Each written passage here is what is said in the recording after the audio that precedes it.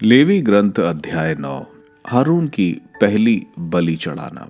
8वें दिन मूसा ने हारून, उसके पुत्रों और इजरायलियों के नेता को बुलाया और उसने हारून से कहा, प्रायश्चित बलि के लिए एक बछड़ा और होम बलि के लिए एक मेमना ले आओ। वे दोनों अदोष हों, उन्हें प्रभु के सामने अर्पित करो।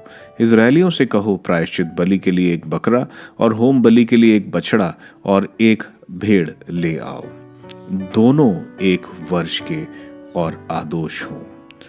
प्रभु को शांति बलि चढ़ाने के लिए एक बछड़ा और एक मेढ़ा और तेल मिश्रित एक अन्न बलि ले आओ, क्योंकि तुम लोगों को आज प्रभु के सामने उपस्थित होना है। मूसा के आदेश के अनुसार इजरायली यह सब दर्शन कक्ष के द्वार पर ले आए।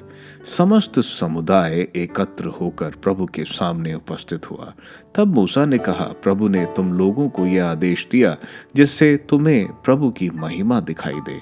उसने हारून से कहा, वेदी के पास जाकर अपनी प्रायश्चित बलि और अपनी होम बलि चढ़ाओ। अपने लिए और समुदाय के लिए प्रायश्चित की विधि संपन्न करो, जैसा कि प्रभु ने आदेश दिया है। तुम समुदाय का चढ़ावा भी अर्पित करो और उसके लिए प्रायश्चित की विधि संपन्न करो। तब हारून वेदी के पास गया और अपने लिए प्रायश्चित बलि के रूप में बलि पशु का वध किया। हारून के पुत्र उसका रक्त उसके पास ले आए। उसने उसमें उंगली रखकर उसे वेदी के सींगों पर लगाया और शेष रक्त वेदी के निचले भाग पर उड़ेला। उसने बलि पशु की चर्बी, गुर्दे, जिगर की झिल्ली वेदी पर जलाई, जैसा कि प्रभु ने मूसा को आदेश दिया था। उसने उसका मांस और उसकी चर्बी शिविर के बाहर जलाई। इसके बाद उसने होम बलि के पशु का वध किया। हारून के पुत्र उसका रक्त उसके पास ले आए और उसने उसे वेदी के चारों ओर छिड़का। इसके बाद उन्होंने उसे बलि पशु के मांस के टुकड़े और सिर दिए और उसने उन्हें वेदी पर चलाया।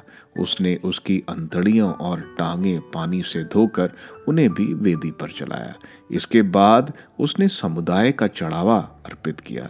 उसने समुदाय के लिए प्रायश्चित का मेढ़ा ले आने का उसका वध किया और उसे पहले पशु की तरह प्रायश्चित बलि के रूप में चढ़ाया।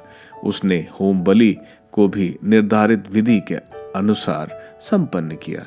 इसके बाद उसने प्रातः काल की होम बलि के अतिरिक्त अन्न बलि चढ़ाई और उसमें से मुट्ठी भर वेदी पर चलाया।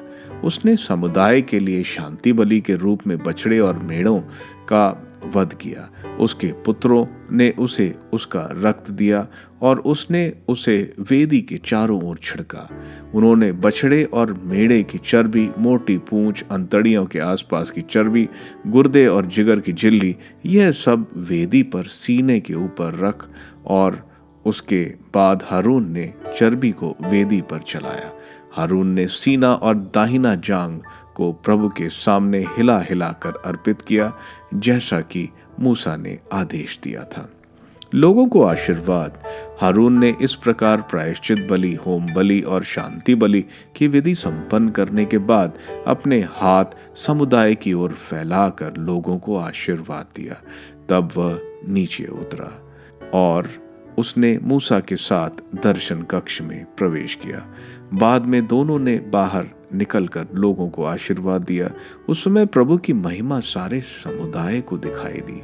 प्रभु के सामने से अग्नि निकली और उसने वेदी पर रखी होम बलि और चर्बी को भस्म कर दिया।